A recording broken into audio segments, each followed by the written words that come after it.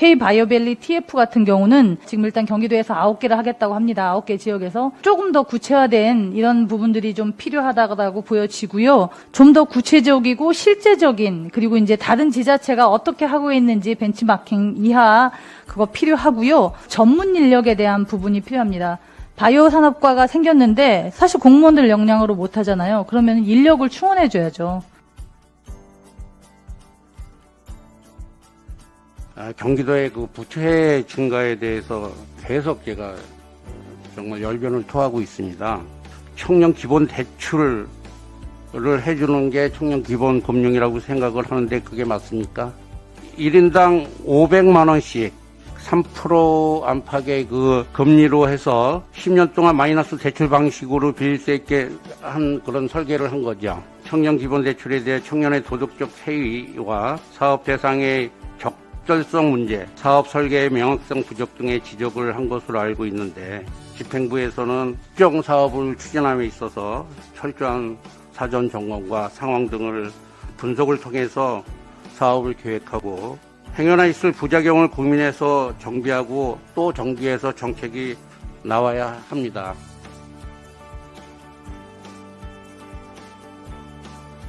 이전 관련해서 또 이전 대상 기관의 복리후생을 갖고 이런 자리가 마련됐다는 거에 대해서 저는 어떻든 불쾌합니다.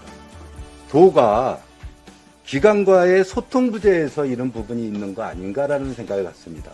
어떻든 산하기관의 문제를 집행부하고 계속 소통 채널이 있었다라고 그러면은 사실 여기까지 와야 될 사항이 아니라고 저는 보거든요. 기관과 도가 담당 부서에서 정리를 하고 서로 소통하면서 도끼리 업무 협의해가면서 끝날 수 있는 그런 부분들을 이 귀중한 시간에 상임위원들 전체도 16명 앉아있는 이 자리에서 논의를 해야 된다는 얘기입니다. 저는.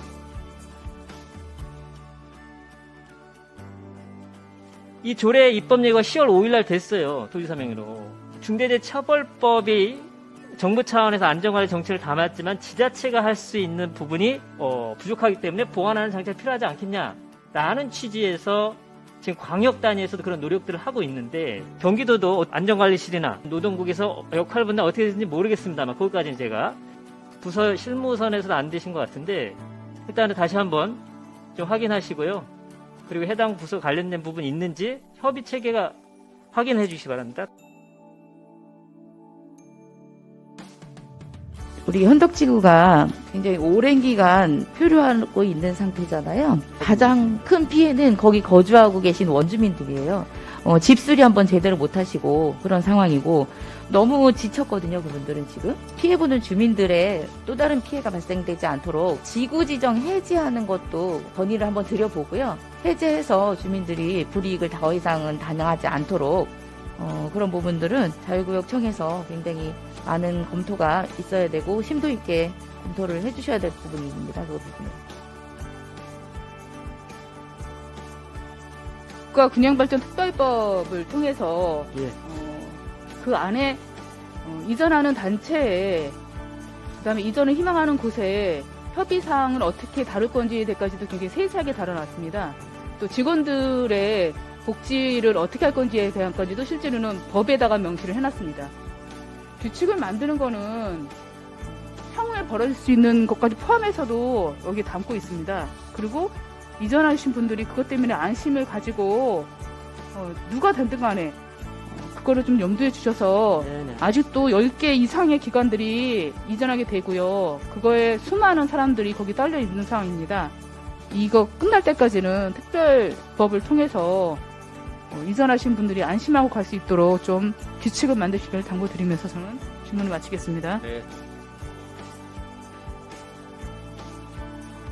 지역화폐 발행 시 그 보조금 부담 없는 국가가 그 부가지세 형태로 전부 징수해서 국고에 이제 귀속이 되죠. 그러면 돈은 광역이나 기초가 냈는데 귀속은 국가에 되는 그런 이상한 형태가 발생이 됩니다. 일종의 부당이익이라고 할 수 있죠. 당연히 다시 광역이나 기초에 보통교부세 형태로 교부되어야 한다라는 그런 생각이거든요. 골목상권은 경기도 골목상권 지원 조례에 의해서 지원을 받고 있습니다. 골목 상점가로 편입을 시키기 위한 이 중기부 특별법의 그 조건이 기존의 유통산업발전법의 그 상점가 지정의 요건이 좀 지나치게 엄격한 부분이 있어서 골목형 상점가 지정 요건을 완화해서 이걸 지원을 하려고 하는데, 그 골목 상점가, 골목 상권을 지원하는 기관으로서 이런 부분에 대해서 좀 적극적으로 임해 주실.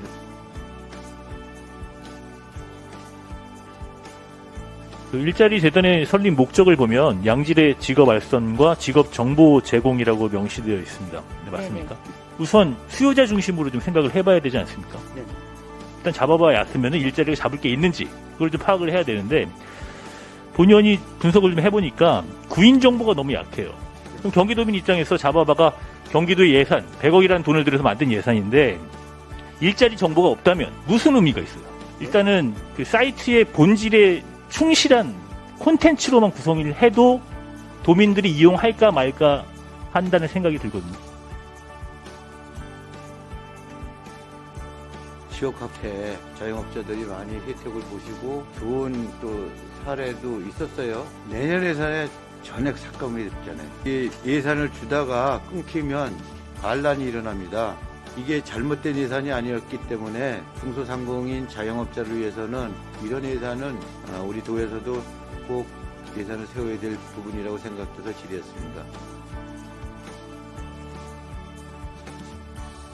그럼 심사위원 그 평가에 의해서 최종 결정자를 이제 뽑는다는 얘기죠. 심사위원들이 검토한 평가에 대해서 혹시 이제 본 의원이 지금 걱정하는 것 중에 하나가 개인 사견과 같은 또 문제가 없는지, 경기도에서는 신청 업체들이 제출한 자료를 최종적으로 확인을 했는지, 그리고 그 최종적인 그 형평성에 대해서 검토는 하였는지, 심사위원들이 그 평가 그 자료에 대한 거는 충분하게 숙지를 하고 평가를 했다고 생각하십니까?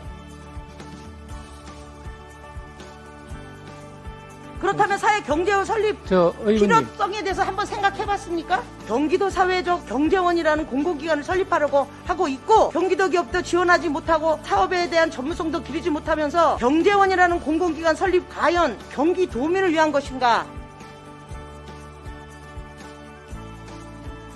출자 출연기관의 방만한 업무 처리와 예산 집행이 많이 있었습니다. 쪼개기나 몰아주기 수의계약이 다수 발견되었습니다. 또한 수의계약서의 수의계약의 사유를 제대로 기재하지 않는 사례도 많았습니다. 향후 업무 처리에 있어 각별한 주의를 해주시기 바랍니다.